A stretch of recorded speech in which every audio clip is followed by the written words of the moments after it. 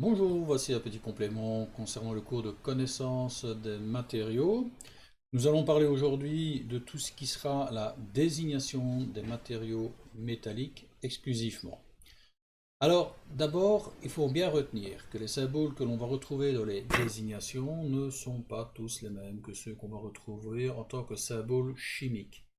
Donc, vous connaissez certainement le tableau de Mendeleïev. Le tableau de Mendeleïev reprend des éléments avec des symboles.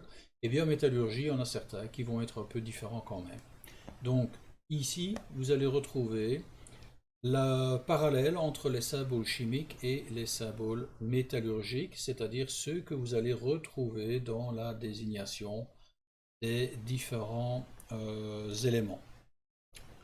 On va commencer par les généralités. Donc en fait, au niveau des désignations des matériaux, des aciers principalement, eh bien on va distinguer que nous avons en fait ici d'abord une première lettre qui est G. Alors la lettre G, elle est facultative et elle indique uniquement si l'acier est moulé.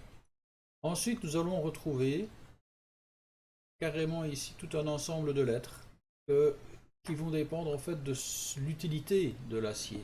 C'est-à-dire le S va signifier que ce sera un acier de construction d'usage général, le E un acier de construction mécanique, etc., etc. Et puis déjà, je peux déjà attirer l'attention sur le fait qu'on va retrouver aussi AC, on va en reparler un peu plus tard, qui va signifier que nous sommes avec un acier non allié, AX avec un acier fortement allié. Donc, ceci étant dit, on va pouvoir maintenant commencer vraiment la désignation. Alors, si nous avons simplement un acier d'usage général, eh bien, nous allons y retrouver, comme je l'ai dit, la lettre S, rappelez-vous, le petit tableau précédent, plus ici, la limite élastique de cet acier. Même chose pour un acier de construction mécanique.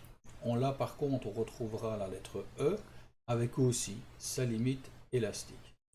Alors, la limite élastique, c'est encore quoi? Eh bien, rappelez-vous, on avait déjà vu ça, c'était le fameux diagramme de traction. Donc, on met une éprouvette entre deux mâchoires et la machine va non seulement tirer sur cette éprouvette, mais elle va aussi nous définir quelle est sa limite d'élasticité par rapport à un diagramme de traction qui aura été tiré. Je ne rentre plus dans les détails par rapport à cela, mais c'est juste pour vous montrer bien d'où vient le RE, c'est-à-dire la limite élastique que l'on retrouve dans la désignation des aciers.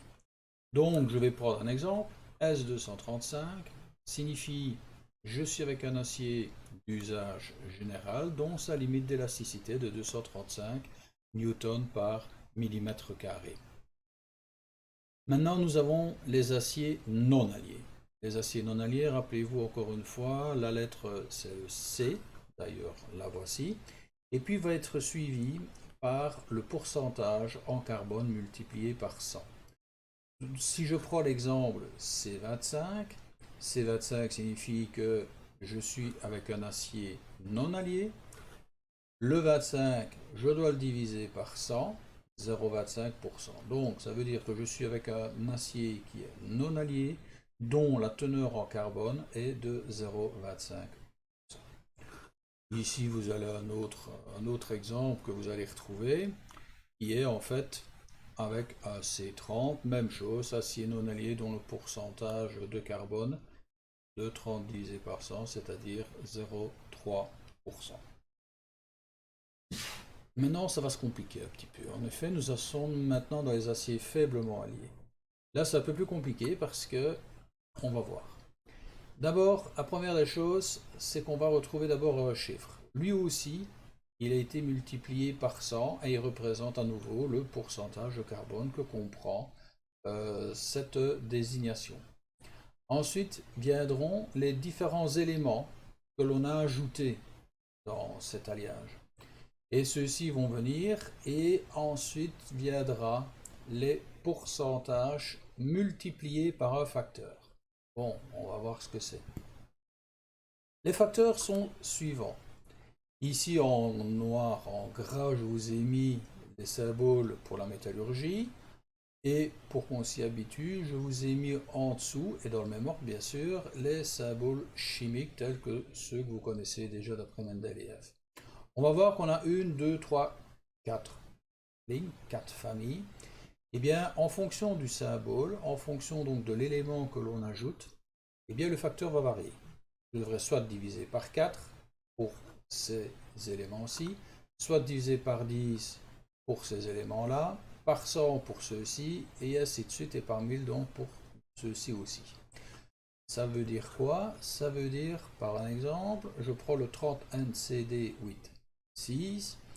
Donc ici, je vous ai mis les symboles chimiques suivant Mendeleïev, comme ça on s'y habitue quand même. Donc le 30. Le 30, il faut que je le divise par 100, signifie que j'ai 0,3% de carbone. Le N, c'est le nickel. Le nickel. Alors, regardons voir où il se situe. Le nickel se situe, ah ben voilà, ici. Le nickel est ici. Quel est son facteur? Son facteur est de 4. Donc, du coup, je dois faire le 8, qui correspond au nickel, divisé par 4. Cela me fait donc 2% de nickel. Je vais faire la même démarche avec le deuxième chiffre que j'ai, c'est 6. Le 6, il se raccorde à quoi? Eh bien, il va se raccorder au chrome, que l'on voit ici. Je regarde où se trouve le chrome dans mon petit tableau. Ah ben, il est à nouveau sur la première des lignes, et son facteur est à nouveau 4. Donc, à nouveau, je vais prendre le 6 que je vais diviser par 4. Donc, ça signifie que je me retrouve avec 1,5% de chrome.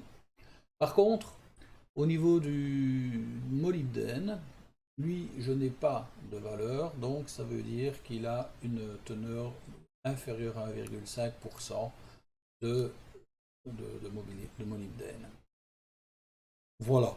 Maintenant, on va faire un saut sur les aciers fortement alliés. Rappelez-vous, hein, on l'a vu aussi dans le petit tableau, ça va commencer par un X, le pourcentage de carbone est à nouveau multiplié par 100. Et puis ensuite, on aura tous les symboles d'addition dans l'ordre des pourcents décroissants. Et le pourcentage dans le même ordre. Donc, on va faire un exemple. X, acier fortement allié. Le 5, eh bien lui, c'est 5 divisé par 100, ça fait 0,05% de carbone. Le N, lui, par contre, c'est le C d'abord. Oui, le C d'abord, lui, c'est le chrome. Le chrome, eh bien, j'ai 18% de chrome. Le N, qui est le nickel, j'en ai 10. 10% de nickel. Donc, le principe, finalement, reste le même. Désignation des métaux ferreux, nous en sommes maintenant à la fonte. Je ne vais pas refaire tout le détail comme on l'a fait précédemment. La situation est la même. Les deux premières lettres vont me signaler que c'est de la fonte qui a été moulée. Ensuite viendra en lettres ici, ce sont les types de fonte. Par exemple, le L, c'est la fonte graphite lamellaire, la sphéroïdale. Celle-ci, c'est la malléable à cœur noir, B comme black, et celle-ci white, donc blanc. Par contre, les chiffres que l'on va avoir par la suite, donc G, JL, etc., le RR, ce n'est plus maintenant la limite élastique, mais c'est la résistance à la rupture. Et pour les graphites sphéroïdales, nous allons avoir ici le pourcentage d'allongement qui va être ajouté à cette désignation. Pour les métaux non ferreux, nous allons avoir encore une fois le même principe, sauf que cette fois-ci, on va mettre le symbole du premier élément d'addition et directement on va suivre son pourcentage. Le deuxième symbole, son pourcentage et ainsi de suite. Je prends direct un exemple. U, c'est du cuivre. On va aller voir ça à nouveau dans le fameux tableau hein, pour faire l'équivalence des éléments. Le Z, ben là, ce sera du zinc. Le 36, eh bien, ce sera 36% de zinc que l'on va retrouver. Et après, nous avons du plomb à raison de 3%. Pour l'aluminium, on va suivre la même philosophie. Alors, nous avons ici, bien sûr, le métal de base qui est l'aluminium. De là va suivre le cuivre à raison de 4%. Et puis alors ensuite, nous allons avoir l'élément suivant d'addition qui est le magnésium, et lui à raison de 1%. Voilà, je pense que ce n'est pas bien compliqué, mais le tout c'est d'être très attentif à l'ordre de succession des différents éléments lors de la désignation.